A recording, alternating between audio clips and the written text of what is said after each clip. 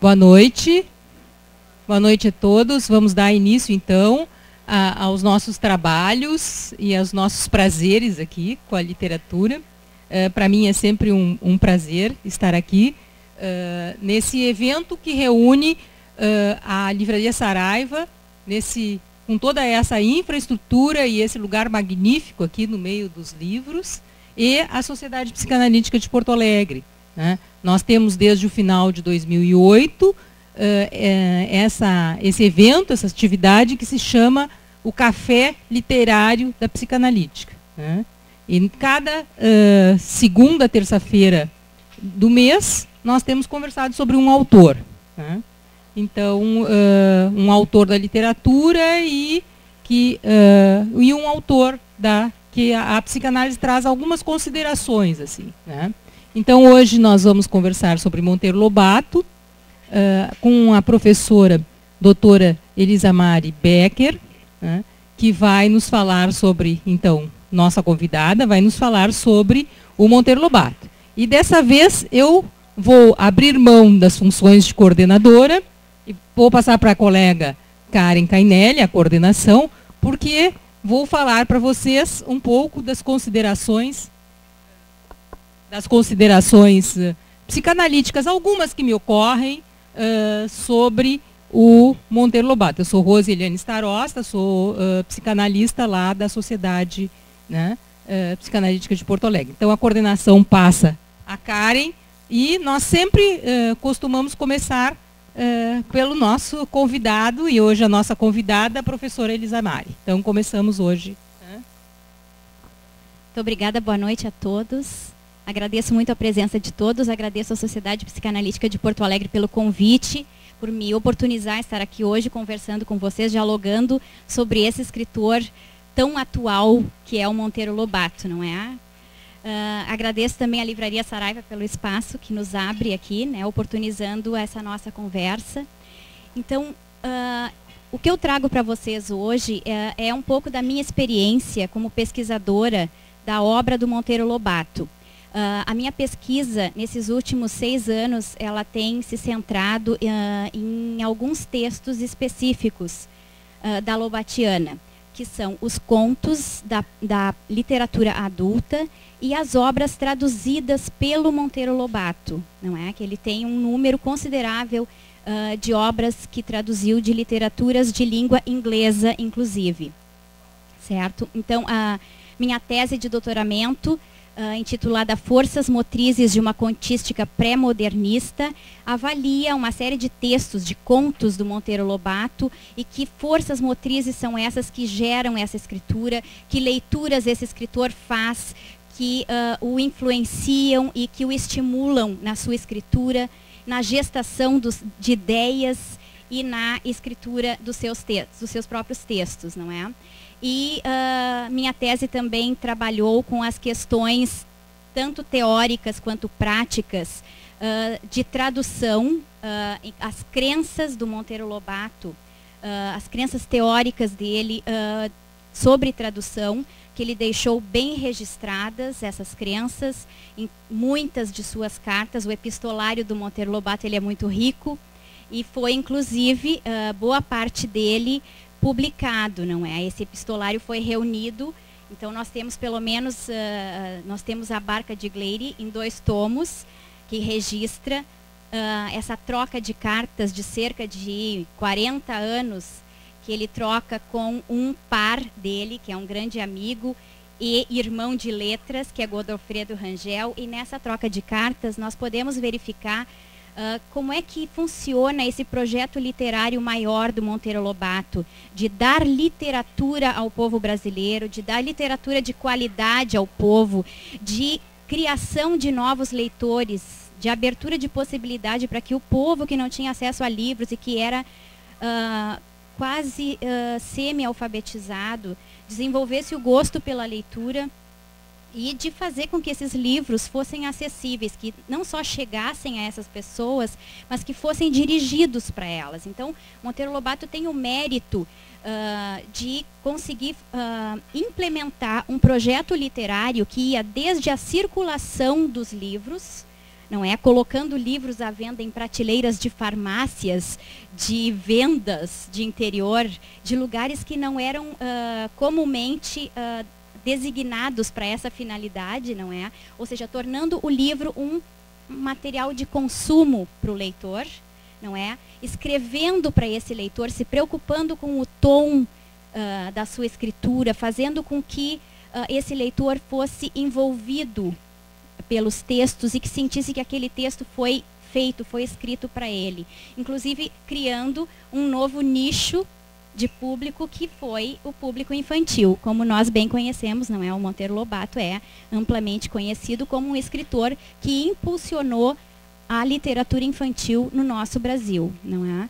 Em termos de tradução, também nós podemos dizer que ele foi um escritor que muito contribuiu para algumas mudanças de paradigmas na nossa nação. Na época dele, nós tínhamos uma grande quantidade de livros traduzidos de língua francesa. As pessoas cultas, lidas, elas tinham bom acesso a esses textos. E muitos dos tradutores se preocupavam em selecionar títulos de escritores franceses consagrados. Monteiro Lobato, ele inova no sentido de trazer para o público brasileiro outras opções. Ele vai buscar das literaturas de língua inglesa, tanto do inglês americano quanto do inglês britânico, escritores que ainda não eram suficientemente divulgados aqui no Brasil, e ele acaba oferecendo para esse público novas opções de leitura.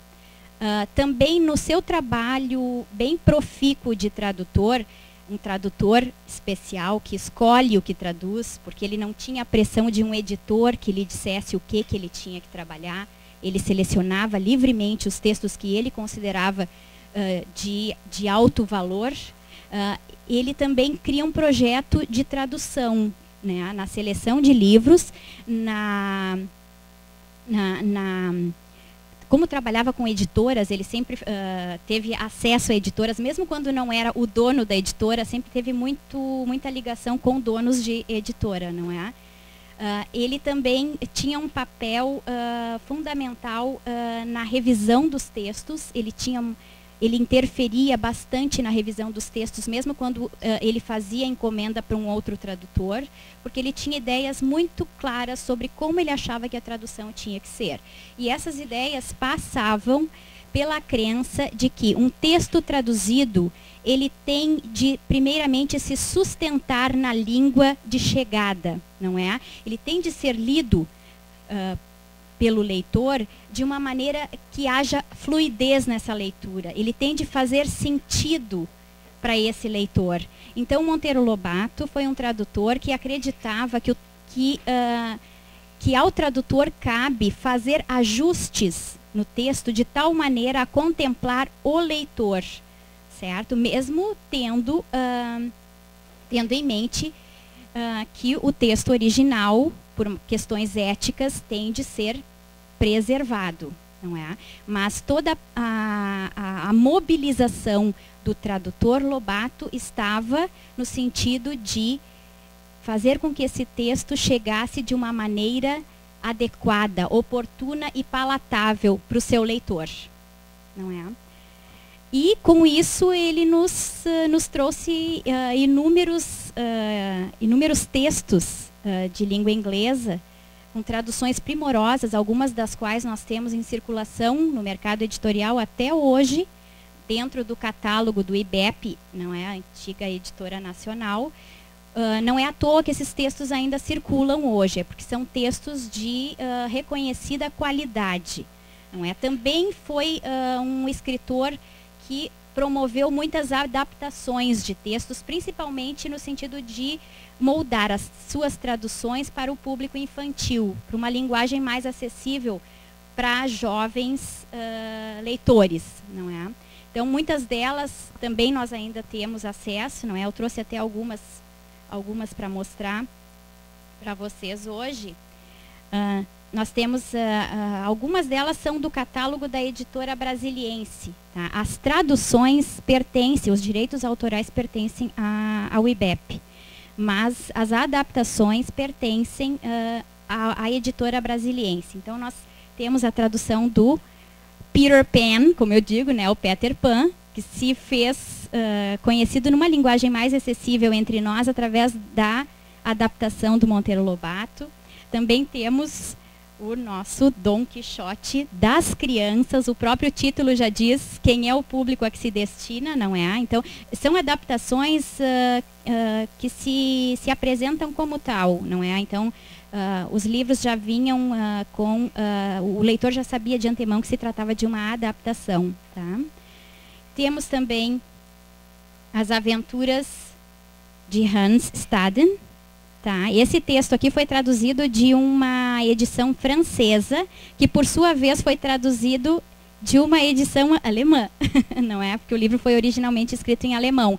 Então, Monteiro Lobato leu a tradução francesa e a adaptou para o público infantil. Essa história aqui é uma história contada pela Dona Benta para os seus netos, não é? Então, ela é a nossa narradora, não é? É a nossa, e tem uma voz narrativa bem humanista, né?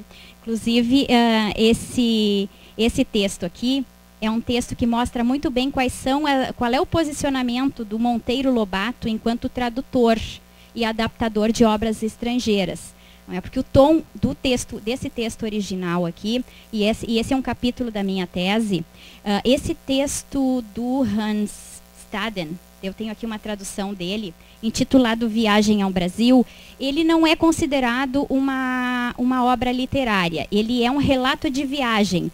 Mas hoje nós podemos ler esse livro como se fosse uma obra literária, por várias razões. Primeiramente, porque ele assume um caráter ficcional devido à defasagem do tempo. É um livro que foi escrito há mais de 500 anos.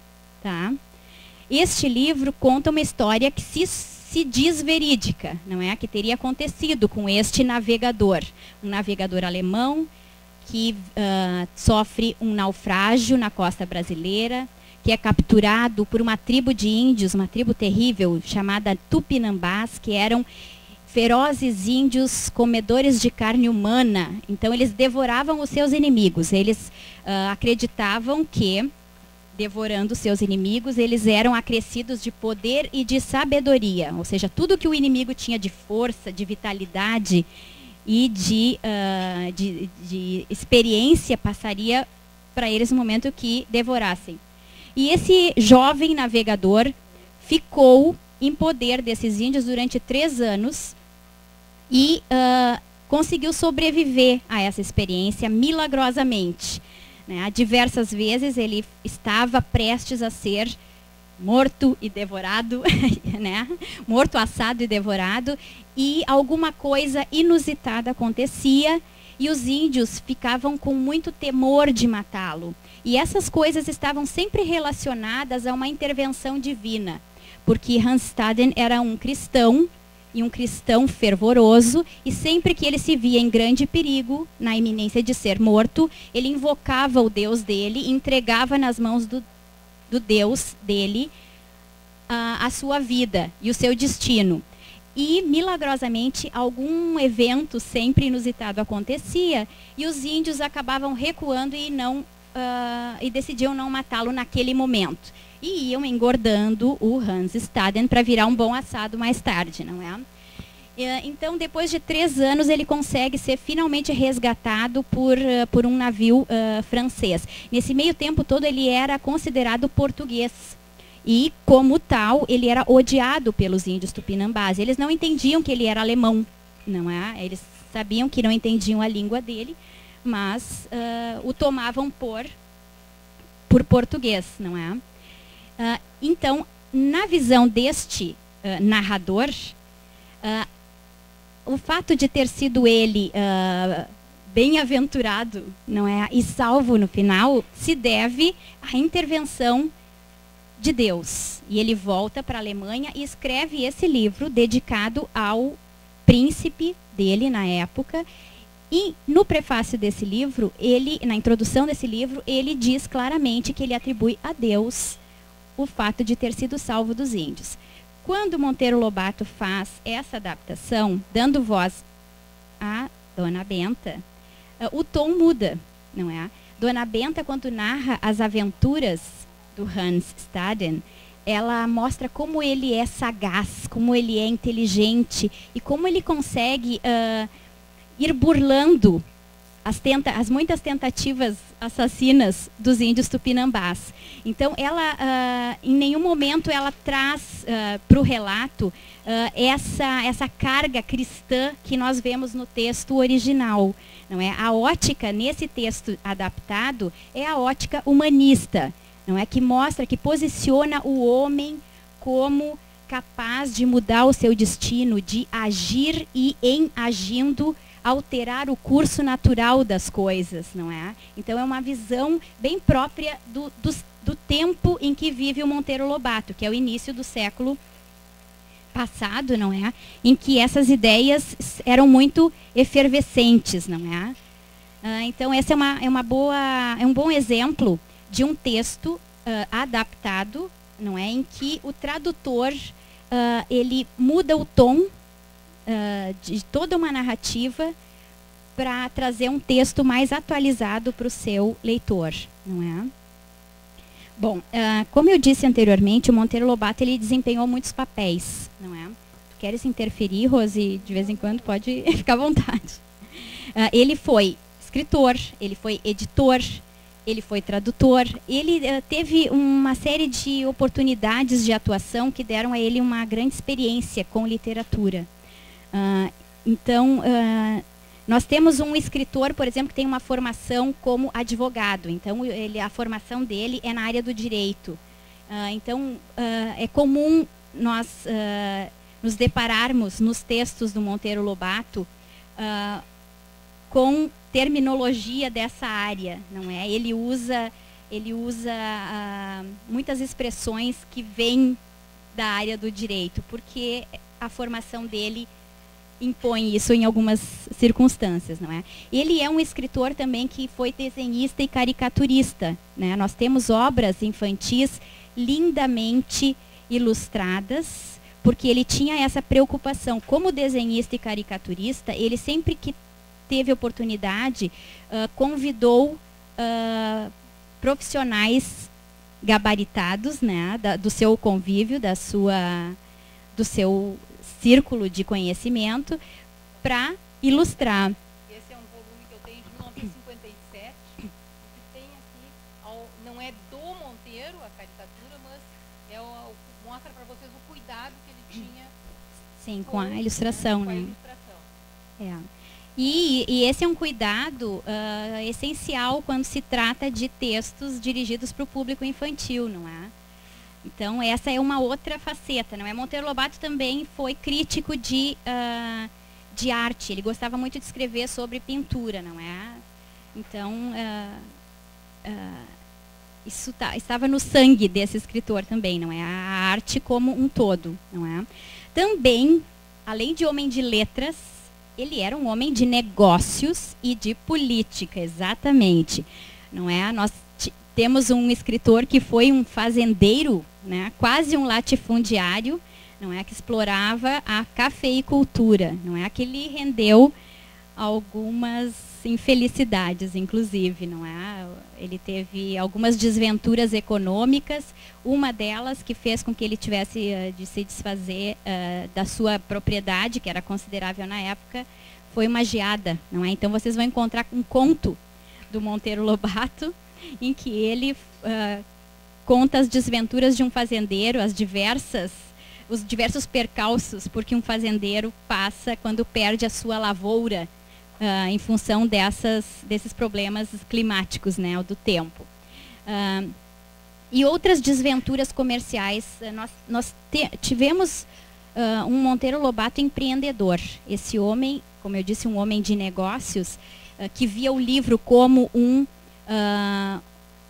material de consumo também, não é? Não só como arte, mas um artigo que podia ser consumido, e que se preocupou em editar os seus livros, não é? Ele também tinha outros projetos empreendedores, não é?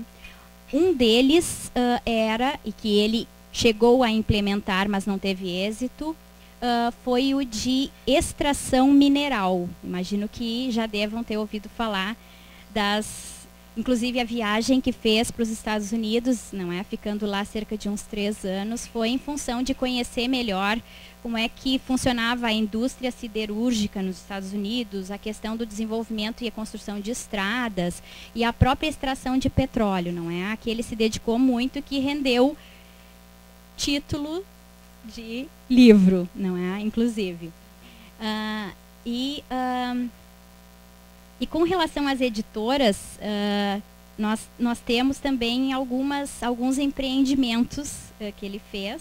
O maior deles, o maior empreendimento com a editora que ele fez foi da editora da Nacional, não é?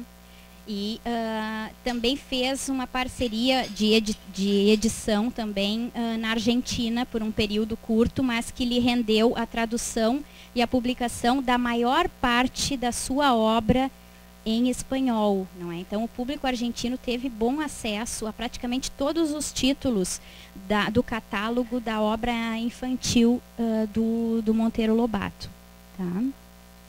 E outra atuação, neste mesmo período em que foi para Nova York, ele foi com uma missão que lhe foi conferida pelo governo brasileiro, não é? Ele foi como adido cultural e comercial designado pelo então presidente Washington Luiz, não é?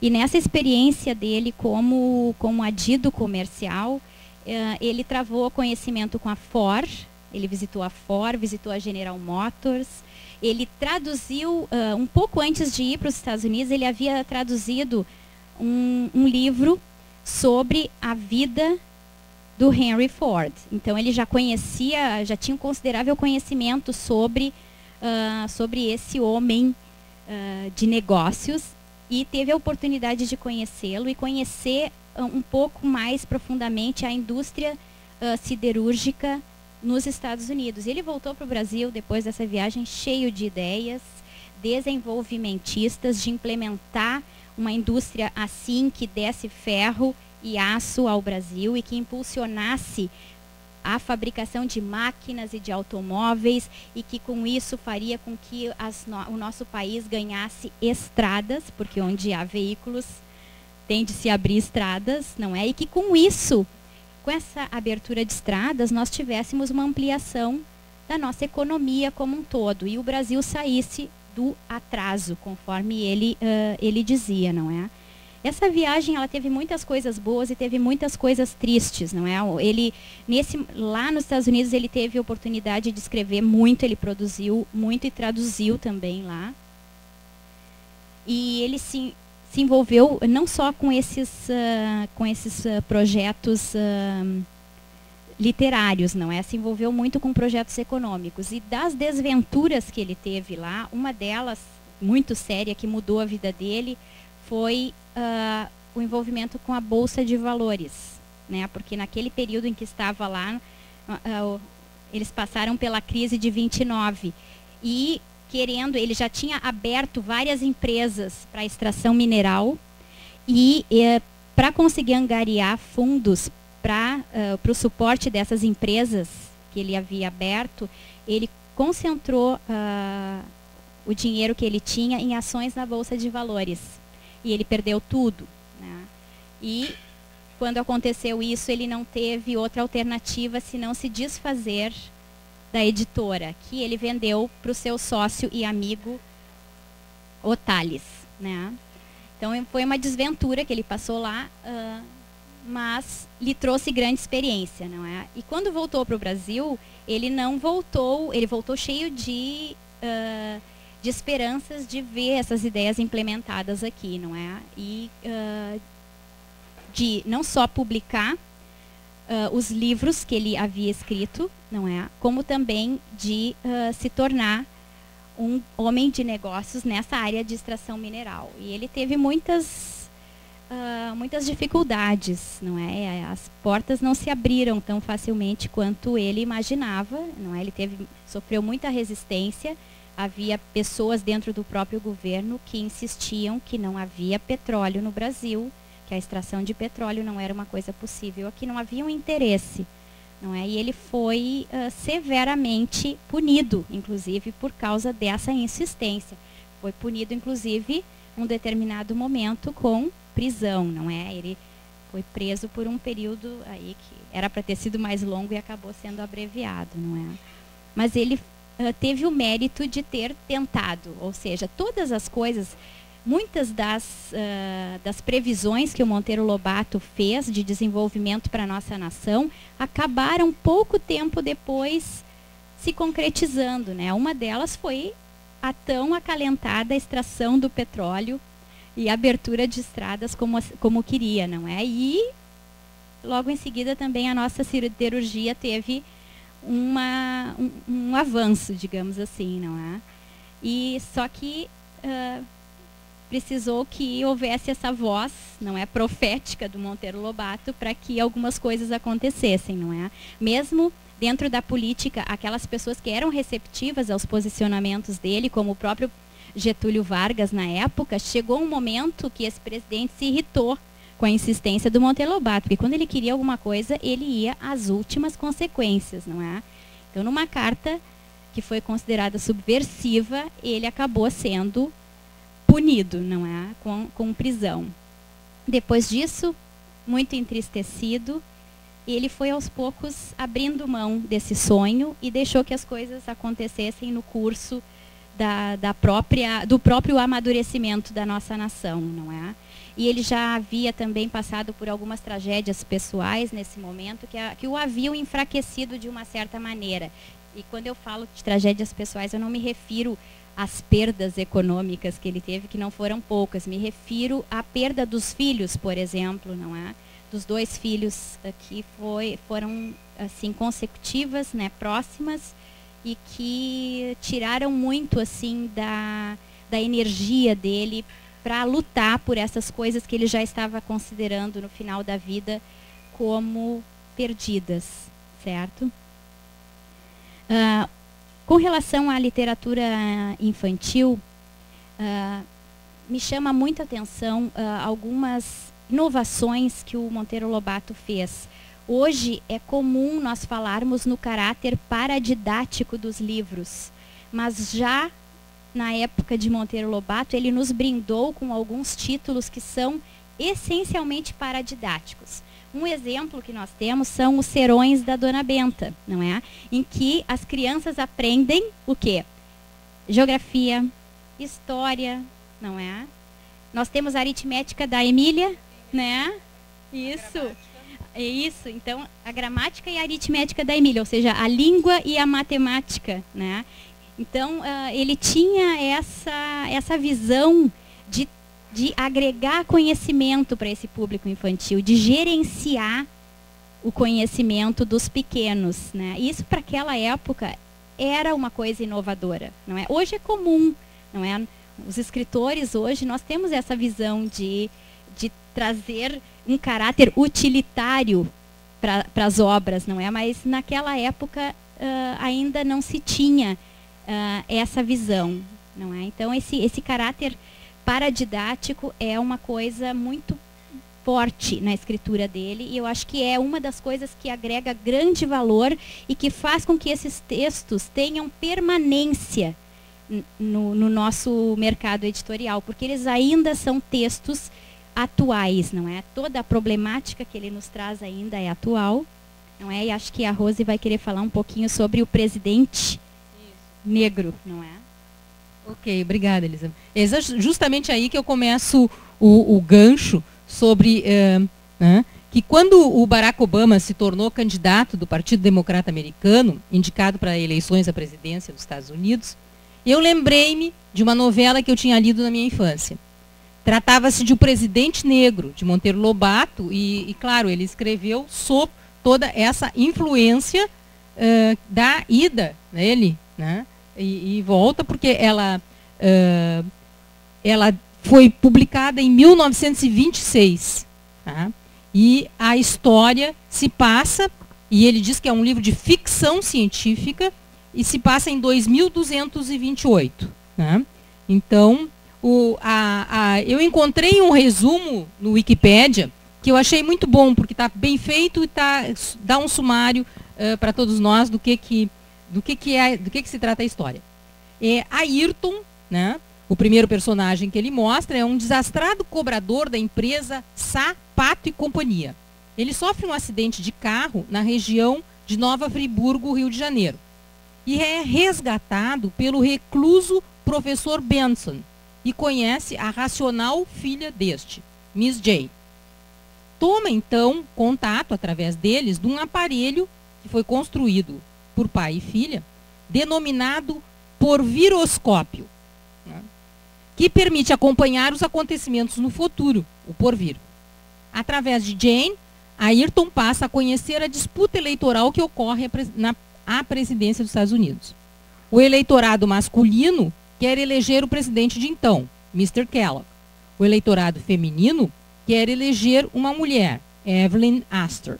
E, em meio a essa disputa, quem se torna presidente é Jim Roy, um negro, então o 88º presidente dos Estados Unidos em 2228.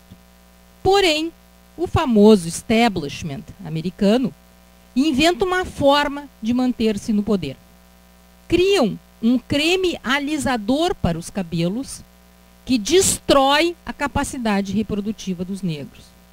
Como a qualidade do creme é excelente e a propaganda que foi feita em torno dele também, os pertencentes à raça negra, é assim que Monteiro Lobato coloca, vão alisar seus cabelos, inclusive o presidente. E assim a hegemonia branca é mantida. Esse é um livro bastante criticado, tá? Porque ela traz temas muito controvertidos, né? E embora eu vá me debruçar sobre a literatura infantil, eu queria trazer esse livro porque ele começa trazendo alguns assuntos que para mim são muito importantes. Eu sei que ele é chamado de fascista, de nazista, inclusive, né? Mas eu acho que é uma incompreensão, assim, do que Monteiro Lobato estava falando, né? Em primeiro lugar, mesmo nos romances, mesmo neste romance, livro de ficção científica, ele fala numa linguagem coloquial, de época, né? Tanto que é a raça negra, uma coisa da época, né? O leitor, então, sente-se muito à vontade, né? Porque é uma linguagem com a qual as pessoas pensam, né? Fascinado, inclusive, pelas criações fantasiosas e linguísticas. E mesmo quando eu li, né, eu pensei assim, porviroscópio, que maravilha, né? A capacidade de inventar palavras, né? E ele provoca uma viagem ao imaginário, conduzida pela curiosidade e visões críticas de inúmeras citações do cotidiano, que transformam Monteiro Lobato num autor perigoso, né? Dentro dessa ideia, eu acho que vale a pena lembrar o que nos contou Cristina Fernández de Kirchner, a presidente da Argentina. Isso foi publicado na Folha de São Paulo, no caderno Mais de 25 de abril de 2010. Ela e sua irmã possuíam a obra completa de Monteiro Lobato. E, com o advento da ditadura militar argentina de 1976, tiveram que esconder os livros, porque lá também Monteiro Lobato era considerado perigoso, né? E agora eu quero dar um salto, porque é considerado o mais aprimorado livro de literatura infantil de Monteiro Lobato, As Reinações de Narizinho. Embora no formato que temos hoje, ele só tenha se estruturado em 31, desde 1920, as histórias já eram publicadas. Eu quero dar uma ideia assim para vocês, para situá-los, que Narizinho é uma menina que se chama, na verdade, Lúcia, que vive com sua avó, Dona Benta, num sítio no interior. Emília é a boneca de pano. Pedrinho, o primo que vive na cidade e passa as férias com eles. A outra personagem central é tia Anastácia, que é empregada e que faz bolinhos maravilhosos. Outra construção da imaginação é o Visconde de Sabugosa, feito de um sabugo de milho. O espaço das aventuras é o sítio do Pica-Pau Amarelo. As aventuras são vividas ou contadas, e não importa se elas são vividas ou contadas, porque todas as histórias da Dona Benta são sentidas, são muito intensas do ponto de vista emocional. Aí, qual é o relacionamento entre Narizinho e Emília? A Emília foi feita com o tecido de uma saia velha da tia Anastácia e tinha os olhos negros bordados com retroses. Narizinho queria muito, muito mesmo que Emília falasse. Aí eles foram procurar o Dr. Caramujo, que possuía pílulas falantes. Emília tomou finalmente as pílulas e passa a falar muito. Por quê? Porque ela tinha a fala recolhida. Ora, sopa no mel, né? Lobato nos mostra com muita sensibilidade como é que ele observa as crianças. São muito falantes, dizem tudo o que lhes vem à cabeça, o que coloca a todos em situações embaraçosas. Crianças falam o que os adultos pensam, mas não pode ser falado, né?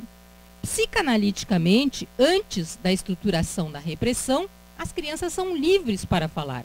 Depois, com mais idade, as crianças ficam mais mudas, sabendo que não podem dizer o que pensam. Será que ocorre a recuperação da espontaneidade infantil? Talvez jamais.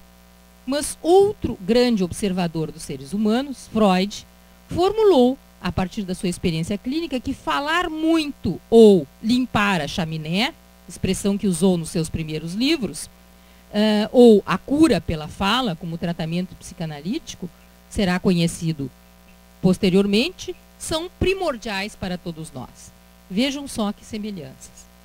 Com estas histórias de Monteiro Lobato, eu posso trazer para vocês o que o Freud disse em uma obra sua de 1914, denominado Sobre o Narcisismo, uma introdução. Para ele, a vida mental das crianças se caracteriza por uma superestima do poder de seus desejos.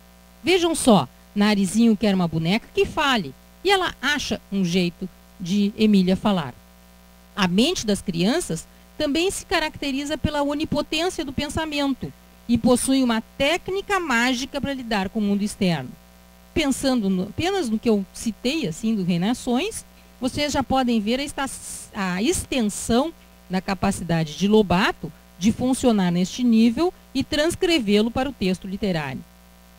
O mundo mágico da criança não se esgota na criança. Considerando que no interior de todo adulto reside uma criança, é a esta que Lobato sempre se dirigiu. Quando ele nos fala do desejo de antever o futuro, de provocar o que se deseja, temos em O Presidente Negro ou em Reinações de Narizinho uma mostra do que é chamado de função taumatúrgica das palavras, ou seja, as palavras elas mesmo provocam a situação de adivinhar algo ou de provocar milagres, causar milagres. Segundo Marisa Lajolo, 2008, o Lobato escreve conversando com os leitores e fazendo referência ao ato da escrita. Em Um País da Gramática, que eu trouxe para mostrar para vocês, a própria linguagem é o tema, como a Elisa Mari chamou a atenção, transformando-se numa metalinguagem, né? É a linguagem que está ali e um pensamento sobre a linguagem.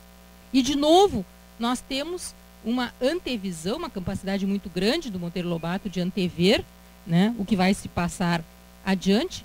É uma das grandes considerações e preocupações teóricas e técnicas da psicanálise no século XXI é exatamente esta metalinguagem. Para nós é o seguinte, para se poder falar com o infantil que existe dentro de cada um de nós, ou seja, com aquilo que é mais primitivo da história de cada um de nós, que reside lá no fundo do seu mundo, nós precisamos usar uma linguagem que não é essa linguagem racional do dia a dia, né? Nós temos que usar uma metalinguagem, uma comunicação que é sensorial, que vai muito além das palavras, embora as palavras transportem essa comunicação, elas são um meio de transporte, né? E isso também,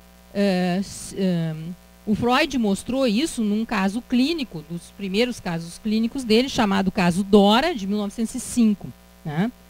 Na época, Dora era considerada uma adulta. Hoje, a gente, já há alguns anos, na verdade, relendo e repensando o caso, ela se vê, nós vemos a Dora como uma adolescente, ela tinha 18 anos. E ele diz assim: quem tem olhos para ver e ouvidos para ouvir, pode convencer-se de que nenhum mortal pode manter um segredo. Se seus lábios são silenciosos, ele tagarela com a ponta dos dedos. O segredo se escoa de dentro dele por todos os poros. O que o Freud está querendo nos dizer? que nós revelamos, o que pensamos e sentimos, o que não sabemos e o que sabemos, através da linguagem não verbal, dos gestos, das inflexões de voz, dos famosos atos falhos, né? Dos sonhos, das fantasias. E eu chamo as fantasias de filmes diurnos, porque é exatamente isso que acontece. A gente começa a construir os filmes sobre determinadas situações muito específicas, e isso se passa na nossa mente, né? Agora, quando nós estamos muito reprimidos, isso começa a não acontecer, né? E aí nós temos problemas sérios, problemas mentais sérios, né? Mas, mesmo assim, as comunicações não verbais começam a dar um jeito, né, de transmitir, como eu falei, né, aparece pela ponta dos dedos, ou seja, por alguma outra forma que não a verbal, né? Aqui eu também enganchei a ideia de curiosidade, que me parece muito importante, né? Olha só, o Monteiro Lobato construiu uma família com uma avó, que é a chefe da família, que eu vou chamar de sábia, né? Ela é uma personagem que estrutura todo o sítio, né? E que ela dá bastante espaço para a curiosidade. Na verdade, ela incita a curiosidade, né, a investigação. E a autoridade da Dona Benta é exatamente por causa disso, porque ela conhece e permite que conhece, e faz questão e faz com que todas as pessoas ali se voltem para o conhecimento. E aí eu vou chamar uma outra psicanalista, chamada Melanie Klein, uma psicanalista de crianças agora, nascida em Berlim e que viveu um grande número de anos de sua vida em Londres. E ela examinou clinicamente o grande interesse que as crianças têm sobre o que se passa dentro do corpo da mãe, que para elas é um enigma. Elas querem conhecer o que tem lá dentro. Outros bebês, o que será mais que tem lá dentro do corpo da mãe? E assim, a Melanie Klein chamou a curiosidade de espírito epistemofílico, o espírito do conhecimento. Que todos os personagens do Monteiro Lobato são dotados dentro desse espírito e estão sempre em busca de novas aventuras, de histórias para contar. Eu quero entrelaçar também uma outra ideia pela qual Monteiro Lobato sempre foi fascinante para mim. As histórias para serem contadas, que a Elisa Mari chamou a atenção. Ele recontou Dom Quixote, Hans Staden, História das Invenções, fábulas, enfim, inúmeras, né? E aí eu teria vontade de perguntar para ele se ele soubesse o que se estuda hoje, né? Tanto na disciplina de história, né? História da humanidade, com H maiúsculo, como em teoria da literatura, como em toda uma abordagem da psicanálise francesa, história é aquilo que se conta, né? E, portanto, a história da humanidade, a história ficção, a história de vida são contadas e vividas por uma pessoa de uma forma, por outra pessoa de outra. E é isso que o Monteiro Lobato nos traz com uma grande novidade e, portanto, uma grande importância quando ele começou a contar as histórias em português do Brasil, né? Eu acho importante, assim, ele contou em português do Brasil. O nosso português tem determinadas características típicas, muito diferentes até de região para região, mas era o português do Brasil. Não era o francês das fábulas, não era o português de Portugal, né? São outras línguas essas, né? Ele fez modificações, supressões, sim. Era o jeito do Monteiro Lobato, com todos os seus valores e épocas tão atuais hoje. Então, nesse sentido, ele tinha um porviroscópio, né? Vocês têm de concordar comigo que ele era um porviroscópio, porque ele foi capaz de antever o futuro sobre o que se conta, o que se escreve, como se escreve e sobre traduções também. Bom, agora eu também vou trazer para terminar, sim, que ele era o exemplo vivo do que Freud denominou de narcisismo das pequenas diferenças. Essa expressão Freud usa em Civilização e seus Descontentes, 1930. Freud discorreu sobre a natureza agressiva do ser humano e como esta constitui a base de todos os nossos relacionamentos. Os grupos culturais necessitam da vazão para fora do grupo da agressividade. São hostis contra os intrusos, o que facilita a coesão entre seus membros. Parece-me que Monteiro Lobato sempre foi alvo dessa agressão, exatamente por ser muito criativo, muito expressivo, por querer incomodar sobre aquilo que, né, sobre aquilo que queria, por antever algumas coisas do futuro, né? Então, por dizer o que pensava, por se posicionar. Então, eu acho que ele é um exemplo vivo do que se passou sempre e se passa, na verdade, até hoje. Ok. Vou passar para a colega, então, para coordenar a nossa conversa aqui. Obrigada pelos comentários. Foram bastante instigantes e acredito que dá para fazer bastante pergunta, bastante comentário. E passo, então, à plateia, perguntas, comentários, colocações, acréscimos. À disposição. Eu perguntei à doutora por que ela escolheu Monteiro Lobato para o seu doutorado.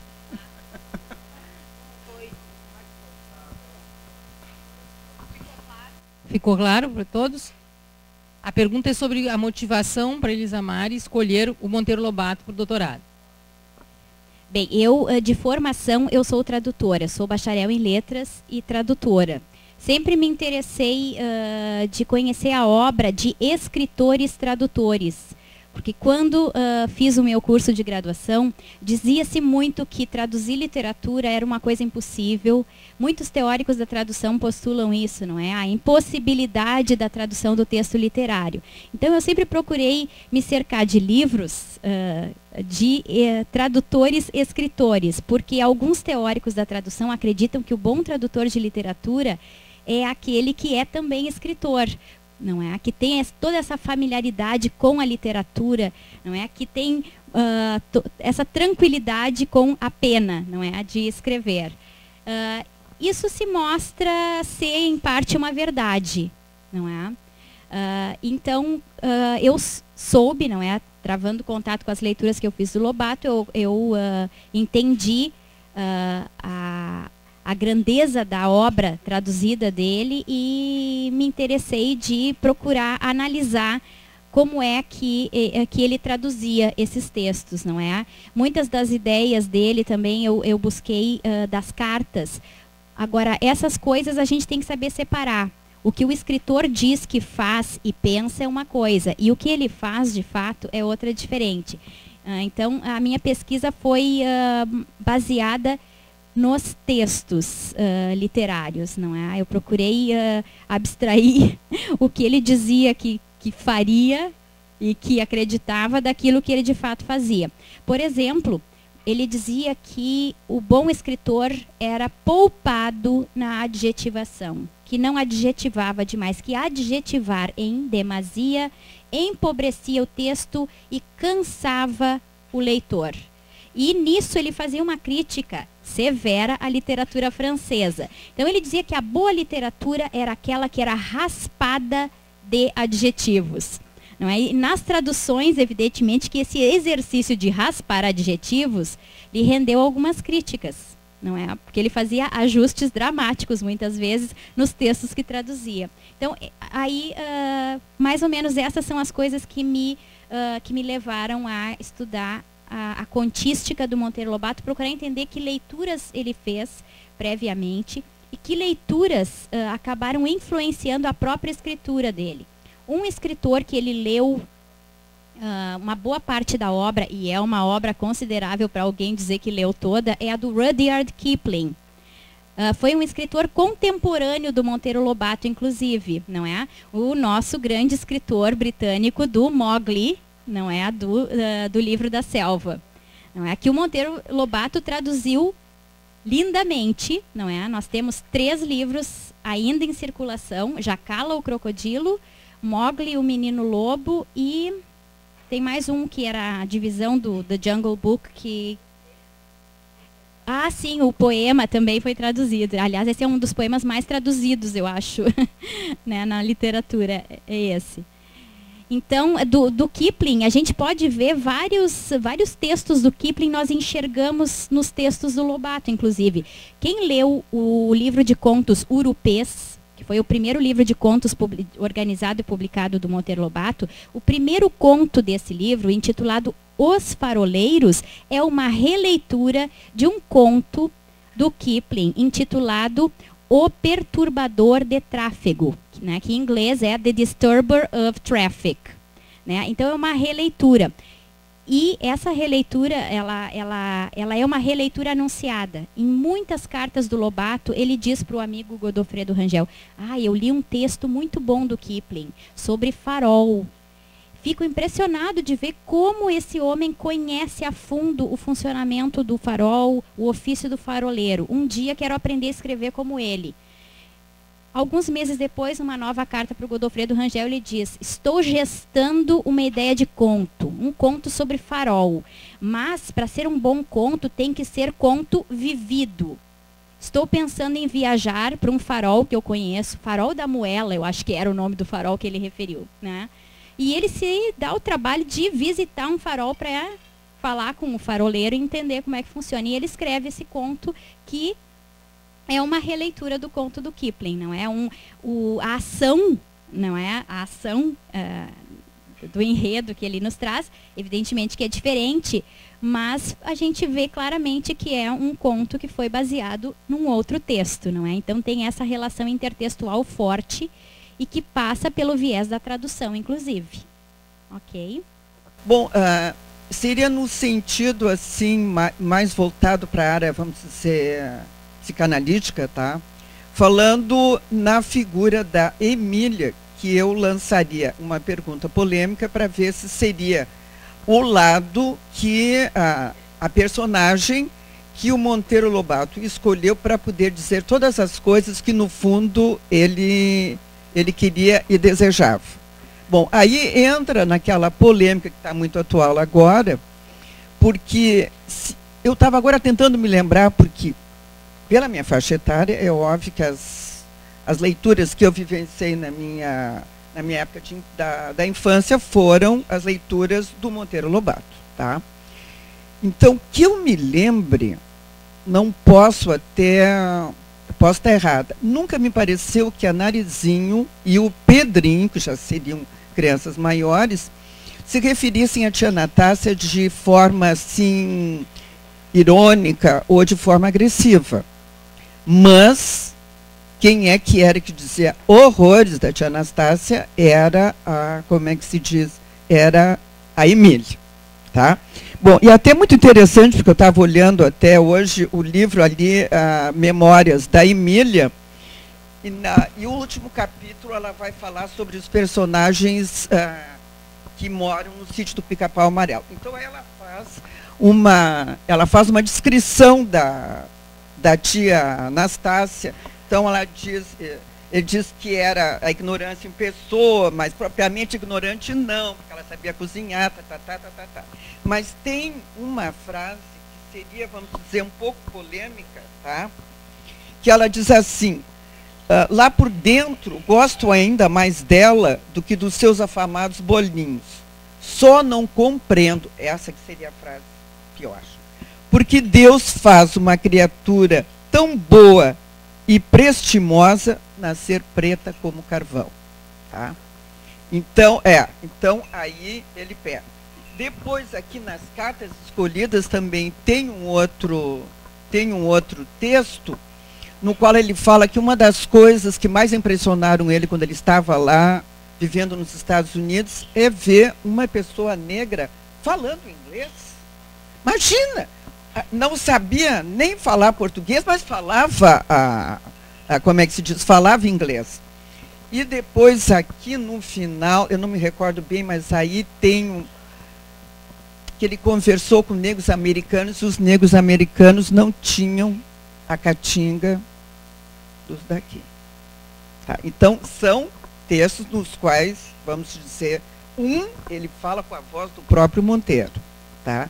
E o outro ele fala com a voz de Emília.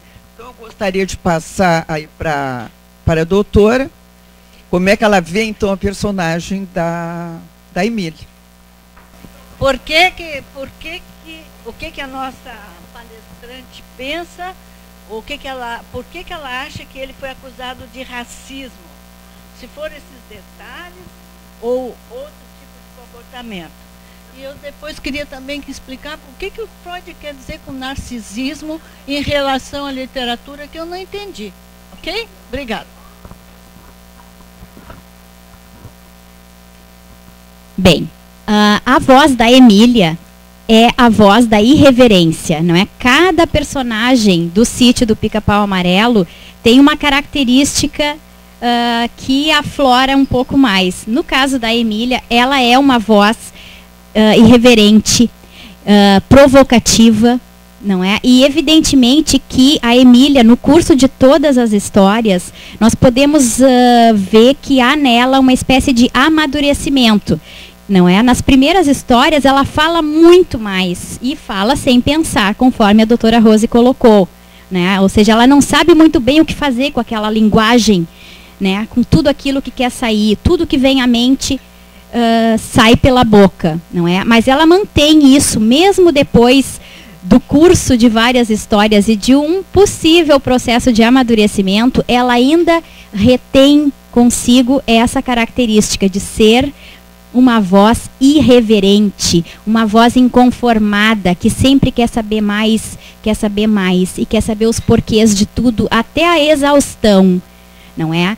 E ela é uma voz irreverente que tem sérios problemas com as vozes de autoridade a que ela deveria estar sujeita. Uma das vozes de autoridade principal é a da Dona Benta, conforme a Rose colocou, mas a outra voz de autoridade, do outro adulto a quem cabe cuidar e gerenciar todas as coisas relacionadas a essas crianças, é a tia Anastácia. A Dona Benta é uma contadora de histórias que conta as histórias lendo os livros. A tia Anastácia se torna contadora de outras histórias oralmente. Então ela também é uma voz de autoridade e de detenção de conhecimento. Ela também passa conhecimento, não é? Só que elas estão colocadas em patamares intelectuais muito distantes, essas duas personagens, a avó e a empregada negra, não é? Então a Emília, ela é muito mais provocativa sempre com a tia Anastácia, evidentemente. Não é? Porque ela tem toda essa peraltice que é própria dela, não é? E o racismo, ele é uma coisa que pulsa, assim, nos textos do Lobato naquela época. Por quê? Dizer que Monteiro Lobato era racista, não sei se nós podemos dizer isso, mas como, em sendo um homem do seu tempo, evidentemente que toda a problemática que a nossa sociedade vivia naquela época, ou seja, nós estávamos vivendo um período pós-abolicionista em que ainda não sabíamos muito bem o que fazer com esses cidadãos que haviam sido libertos, mas que não tinham um espaço construído na nossa sociedade. Não é? Então o Monteiro Lobato, ele trouxe essas questões, trouxe essa problemática para os textos dele. Na voz irreverente da Emília, sim, provavelmente para fazer as pessoas pensarem a respeito, não é? E nós temos outros textos do Monteiro Lobato, não só na literatura infantil, nós temos o questionamento do papel do negro na nossa sociedade e do triste lugar que o negro ocupava. Dois textos que me ocorrem agora é o conto de abertura que deu título ao terceiro livro de contos dele, que é o Conto Negrinha, não é? Que é um texto que nos leva às lágrimas, inclusive, de tão lindo e emocionante que mostra uma questão que hoje nós estamos discutindo muito, que é o abuso infantil, não é? Aliás, o Lobato tem vários contos a respeito disso, e esse é um texto emblemático sobre isso, não é? Outro texto que me ocorre, além do Conto Negrinha, é o Jardineiro Timóteo, que mostra que o negro que trabalhou uma vida inteira para uma família, que viveu cada nascimento dos filhos daquele dono daquela casa, que plantava jardins, cada canteirinho com flores especiais para cada membro daquela família, que trabalhou de sol a sol uma vida inteira, depois de se tornar velho, ele é abandonado por essa família simplesmente, e ele nada mais na sua vida conheceu a não ser aquela família. Aquela era a família que ele conhecia, aquela era a casa que ele conhecia, e aquele era o ofício que ele conhecia, o de jardineiro. E no momento que a casa é vendida e a família vai embora, ele se recusa a ir embora dali e ele morre na porteira da casa. Então mostra muito claramente como o negro estava totalmente desprovido de um espaço na nossa sociedade um espaço digno, não é? Então, dizer que um escritor que escreveu textos assim, que era racista, eu acho que nós não podemos, não é? Ele mostra essa problemática porque é uma problemática da nossa sociedade daquela época. Eu trouxe esse tema exatamente por causa disso, né? Porque durante o ano passado surgiu na imprensa uma série de discussões nesse sentido, né? E eu, como sou uma leitora de muitos anos e uma preocupação, e acho que a gente tem que manter sempre a perspectiva de época. Perspectiva de época. E aí eu lembrei também de Jeca Tatu, entende?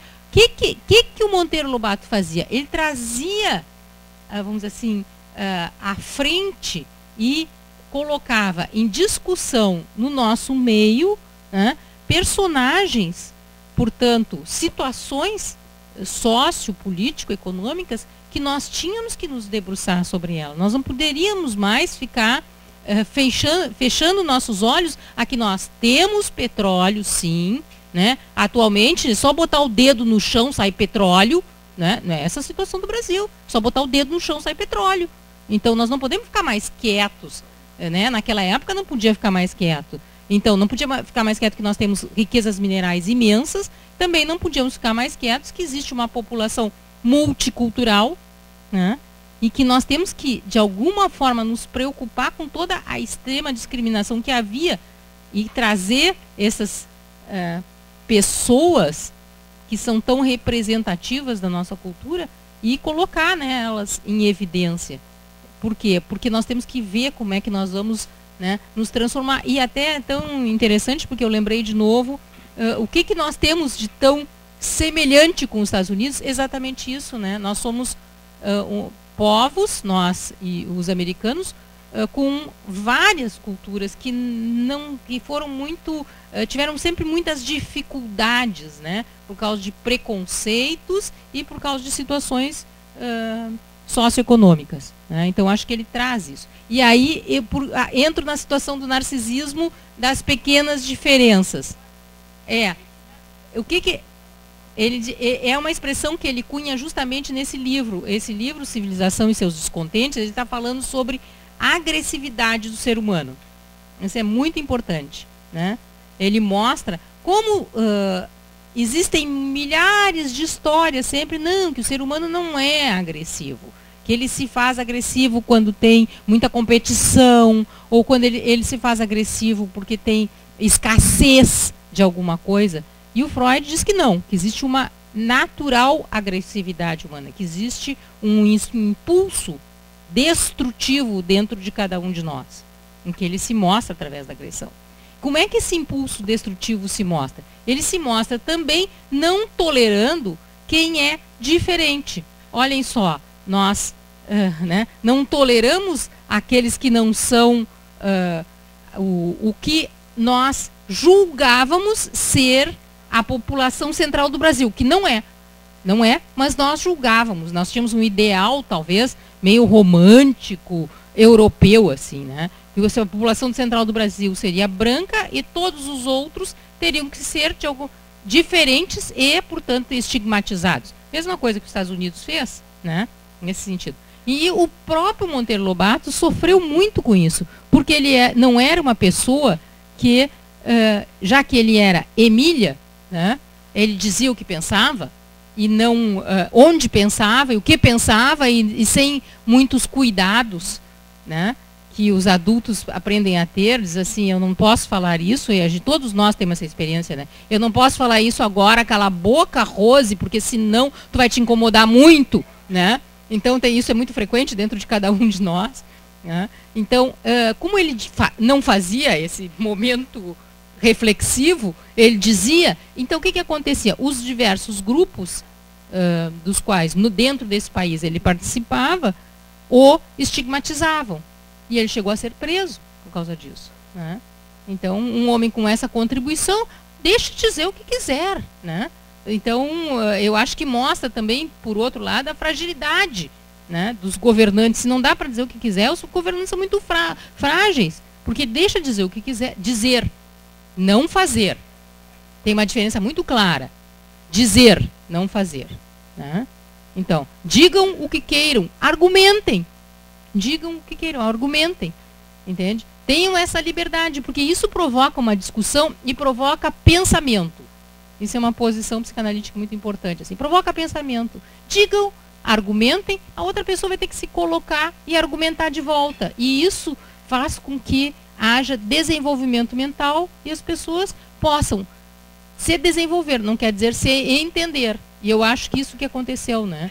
Ele foi muito criticado, muito estigmatizado, preso, porque ele queria, no meu entender, eu acho que é o teu também, que tu te estás colocando, é trazer todas aquelas coisas deslumbrantes que ele imaginava para um país que precisava muito crescer e que precisa crescer. Né? Eu gostaria de perguntar, tanto para a Elisamari quanto para a Rose, como é que vocês veem o fato, por exemplo, do ano passado haver um movimento nas escolas de tirar Monteiro Lobato, extinguir trechos de Monteiro Lobato? Enfim, gostaria de ouvir um pouquinho. Isso é fruto deste parecer que eu trouxe aqui, tá? Para a gente discutir hoje, tá? É um parecer do Conselho Nacional de Educação, que foi assinado pela relatora Nilma Lino Gomes, em setembro do ano passado, não é? E esse parecer ele é decorrente de uma denúncia que foi feita pela Secretaria de Políticas de Promoção da Igualdade Racial, não é? Que é uma entidade governamental muito ativa dos direitos do negro, não é? E entendendo ser um texto, porque o texto em questão que levou a essa discussão toda foi as Caçadas de Pedrinho, tá? Por causa de alguns trechos que foram considerados racistas, não é? Eu vejo que há uma discussão um pouco exacerbada em cima disso. E digo por quê? Porque se a gente lê o voto da relatora, em nenhum momento ela vota pela exclusão do livro das escolas. Não se trata disso, não é? Até porque ele é um livro didático recomendado para o alunado de ensino fundamental. E o que foi questionado nessa denúncia, se é que nós podemos chamar assim, que foi feita, é que talvez não fosse adequado para a faixa etária a que se destinava. Então, no voto da relatora, eu vou ler para vocês porque é curtinho, tá? Ela diz o seguinte, que a despeito do importante caráter literário da obra de Monteiro Lobato, o qual não se pode negar, é necessário considerar que somos sujeitos da nossa própria época. Ela reconhece, não é? Porém, ao mesmo tempo, somos responsáveis pelos desdobramentos e efeitos das opções e orientações políticas, pedagógicas e literárias assumidas no contexto em que vivemos. Qual é a nossa posição assumida no nosso contexto? É a posição de que nós temos, não é, uma Secretaria de Políticas de Promoção da Igualdade Racial que está funcionando como um órgão fiscalizador dos textos que circulam nos nossos ambientes escolares, não é? Então, ela aceita as considerações feitas, não é, como pertinentes no momento que nós demos voz a este grupo e lhe demos um papel fiscalizador, não é? Mas o que mais que ela diz? Que nesse sentido, a literatura em sintonia com o mundo não está fora dos conflitos, das tensões e das hierarquias sociais e raciais nas quais o trato à diversidade se realiza. Ou seja, ela conclui que há tensões sim, e que nós não podemos fingir que essas tensões não existem, não é? Diz ela que situações essas que estão presentes nos textos literários, pois estes fazem parte da vida real. A ficção não se constrói em um espaço social vazio. Então, até aqui me parece tudo muito razoável, não é? E o que ela diz, então? Responda-se ao requerente, né? Nos termos deste parecer, com cópia ao denunciante. É isso, ela se posiciona assim. O que ela diz das providências a serem tomadas é que essa secretaria que apontou essa provável inadequação, providenciasse notas explicativas para que os professores recebessem junto com o livro. Esse livro já tinha sido impresso, né?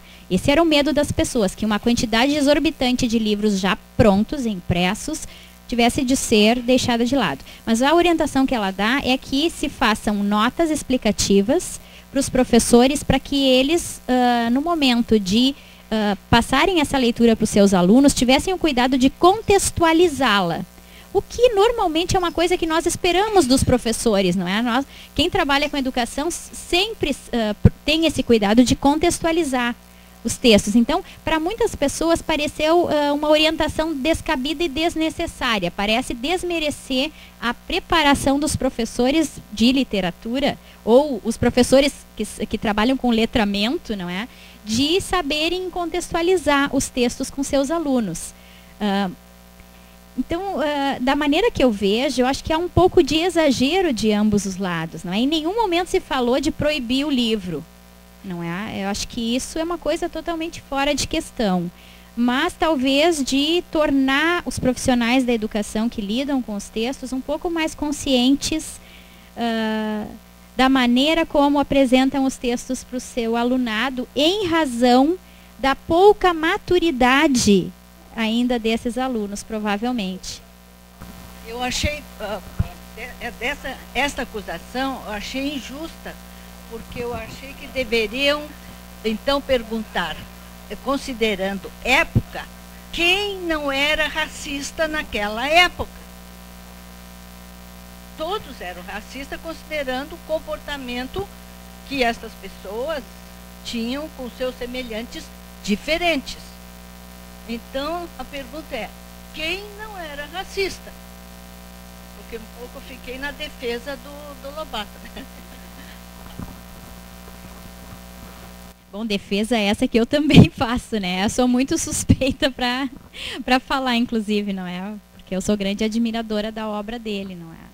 Mas, no meu entender, essa discussão, ela se esvazia no momento que a gente consegue verificar, nós conseguimos entender o valor da obra dele como um todo, não é? Porque a obra de um escritor é o conjunto da sua obra, não é um ou outro texto, não é? Então, as coisas têm de ser vistas dentro de um contexto, conforme nós já falamos aqui, e a obra de um escritor vista na sua totalidade, não é? Até porque, se nós pensarmos no Sítio do Pica-Pau Amarelo, são muitos textos.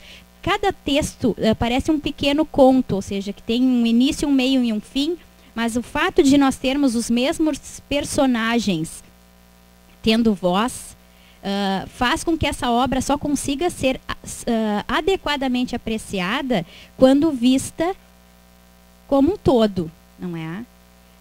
E da mesma forma, essa voz autoral, que é a voz do Monteiro Lobato, que ele empresta para algumas personagens como a Emília, como nós falamos há pouco, também tem de ser avaliada como um todo também, não é? Por isso que eu dei exemplos para vocês desses dois contos que falam sobre os negros, não é? Não é só esvaziando a discussão no texto Caçadas de Pedrinho que nós vamos conseguir entender um pouco melhor qual era a posição do Monteiro Lobato com relação aos problemas raciais que a nossa sociedade enfrentava na época, não é? Não.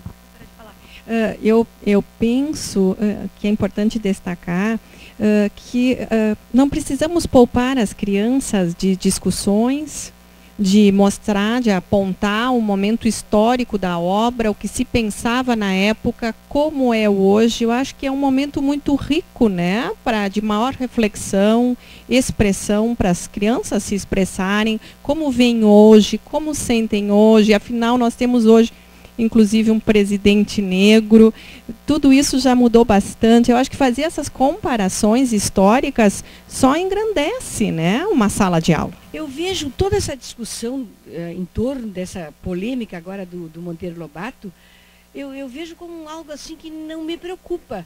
Porque a literatura é algo que não se pode proibir. Tem que existir tudo à disposição. Então, se hoje ele vem trazer essa ideia de racismo, ou porque antigamente era ou não era, eu acho que não. As pessoas têm que ter um tipo de educação, um tipo de trabalho, um tipo de visão e de conceito, que tudo é possível ser conhecido, desde que seja trabalhado, educado, orientado, ensinado para selecionar o que lhe cabe. Vou dar um exemplo. Hoje, lamentavelmente, eu vou dizer assim, dentro de uma livraria, um dos livros mais vendidos foi o da Surfistinha. Mas querem coisa pior do que isso? O ensino, a aula de como ser prostituta e com êxito. Então, nós temos que deixar que tudo exista. E que as pessoas, os jovens, os alunos, conheçam tudo e saibam selecionar. E saibam tirar alguma coisa disso aí. Então, eu ouvi outro dia um debate sobre essa acusação de racismo do Monteiro Lobato, e se dizia que havia um movimento muito forte no país para banir da escola brasileira, que não entrasse nas portas da escola os livros do Monteiro Lobato. Mas o da Surfistinha me parece que deve ter e que ninguém falou que poderia. Então, eu penso assim que são discussões, são coisas que surgem que não deve dar preocupação nem para a mãe, nem para o educador, nem para ninguém. O que a gente tem que ter muito claro é que a literatura é uma coisa maravilhosa à disposição das pessoas. Ela nunca será perigosa. Agora mesmo há um movimento no Brasil, dizem, para tirar do SBT, aquela série que está sendo apresentada, Amor e Revolução, porque um perigo está mostrando a época quando a gente vivia uma situação sem liberdade. Mas deixa que se veja. Então eu vejo dessa mesma forma isso aí. Mas eu vi severas críticas e comentários à obra dele num debate. E lamentavelmente eram pessoas bem cultas até, mas tem esse pensamento. Esses debates acalorados, eles acontecem também porque eles dão visibilidade para algumas pessoas, não é? Então a gente tem que entender que muitas vezes o debate se torna mais acalorado do que precisaria, porque ele faz com que algumas pessoas tenham espaço para mostrar a sua cara, digamos assim, mostrar o seu trabalho e reafirmar alguns posicionamentos que elas possuem, não é? E concordo quando a senhora diz que nós temos de ter essa liberdade de textos circulando à disposição das pessoas. E que os educadores, o papel deles é de desenvolver no seu alunado o espírito crítico. Esse é o nosso papel, e não de banir textos, porque daqui a pouco, se nós formos dar vazão para essas coisas, nós vamos estar admitindo que livros sejam jogados à fogueira novamente, não é? Isso é uma coisa que nós temos que lutar com todas as forças para não permitirmos mais, não é? Eu vou aproveitar, então, para reforçar, assim, a posição psicanalítica, né? Que é justamente essa. Pensem, né? Pensem, leiam, o que, né? Digam, mas tem que encontrar alguém que converse sobre o assunto. Sendo uma posição contrária ou a favor, tanto faz. O negócio é chegar e conversar, porque isso gera pensamento, né? Então, se as pessoas estão conversando, estão pensando junto, elas só têm um desenvolvimento da capacidade de pensar. E isso é que é muito rico no ser humano, né? Isso é que nos diferencia muito nessa natureza. Então, que tenha para ler Surfistinha, ou a grande literatura, a péssima literatura, o péssimo jornal. Até nós temos que saber o que é um péssimo jornal, o que é um bom jornal, né? A notícia toda. Então, leiam, conversem, ouçam, vejam. Claro que tem algumas coisas que talvez sejam traumáticas para uma criança pequena, e aí nós temos que protegê-las, né? Mas, à medida que elas vão crescendo, tanto que a gente diz em psicanálise de criança e adolescente, olha, para um adolescente se pode falar de tudo. E não deixem de falar de tudo, né? Por quê? Porque a gente está provocando exatamente isso, que o adolescente se coloque, pense, fique chocado, fique curioso, né? Mas que ele possa dizer, olha, eu achei um horror isso que tu está me dizendo, né? Professor, professora, pai, mãe, mas é isso, né? Aí eu provoco uma perturbação, um conflito, né, interno que vai levar a buscar, né, inclusive um posicionamento. Né? O tanto faz. A boneca de pano se posiciona. Eu acho que isso é muito bom. Não fica boneca de pano, na verdade. Boneca de pano é um objeto que a gente troca de lugar e tanto faz como tanto fez. Né? Entende? É uma boneca. Ele usou para dar voz a ele. Sim. Talvez fosse parte desse desenvolvimento, mas eu diria assim, hoje não sejam bonecas de pano, sejam muito mais Emílias. Questionem, falem demais, mas aí deem trabalho para a tia Anastácia, deem trabalho para a dona Benta, para Narizinho, para o Pedrinho, para o Visconde de Sabugosa, que tanto se horroriza com ela, né? Ele se horroriza com a Emília, né? Então, deem trabalho, porque esse trabalho é um trabalho mental, né? E um trabalho de enriquecimento. É muito interessante porque o Monteiro, não se falou muito da infância dele hoje, mas ele teve um avô que era visconde. E do pouco que eu sei, ele teve uma infância muito rica, né? Brincou muito, imaginou muito. Passava as férias na fazenda do avô, tinha uma farta biblioteca. Era São Paulo, interior de São Paulo, não é? Taubaté?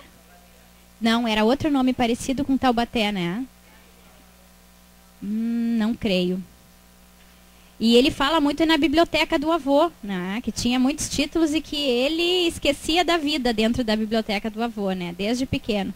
Tremembé. Isso, Visconde de Tremembé. Duas coisas encantavam o menino, 2 pontos. A vida ao ar livre, com os brinquedos feitos de madeira? Não, desculpe, feitos de mamão verde, chuchus e etc. Não é madeira, não, mamão verde. E a biblioteca de seu avô. Curiosidade sobre a Dona Benta, a figura da Dona Benta, porque eu acho que ela é uma figura central ali. Ela é aquela avó que todos nós gostaríamos de ser. E como é que ela tem essa perspicácia, essa sabedoria de poder conduzir aquelas crianças com tanto carinho e com tanto amor, mas ao mesmo tempo com disciplina. Quer dizer, então eu acho essa avó ideal, eu acho que seria a Dona Benta, que é a avó que todas nós invejamos. Então eu gostaria de encerrar a noite de hoje, agradecendo, muito obrigada a vocês duas. Foi muito bom o debate, os comentários, as perguntas. E eu vou passar agora a palavra para a Rose, que é a coordenadora da atividade do Café Literário.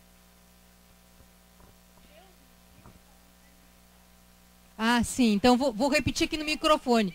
Deus nos livre da unanimidade, né? Porque isso aí é nos matar a todos. Exatamente, acho que peguei seu pensamento. Então, eu quero agradecer a professora Elisa Mari por tão gentilmente participar dessa mesa, ter ido lá no consultório para a gente conversar um pouco, que foi também um momento de grande prazer para mim sobre o Monteiro Lobato, né? O Monteiro Lobato é uma paixão infantil minha, né? Eu comecei a ler, logo que eu comecei a ler, perguntou para ela, para mim foi uma paixão infantil. Eu comecei a ler com 4 anos, em seguida caiu um livro dele na minha mão, e desde então eu estou sempre acompanhada, tanto que isso eu tenho todo ele nessa edição antiquíssima que eu ganhei num momento da minha vida. Então, poder conversar sobre um autor que me é tão querido, né, sobre literatura, né, que é também uma paixão, e fazer, por isso que eu estou fazendo essa coordenação, né, pela Sociedade Psicanalítica, muito a Livraria Saraiva, né, porque está nos propiciando esse momento tão prazeroso e aqui, né, no meio daquilo que nos dá a todos muito prazer. Muito obrigada e boa noite.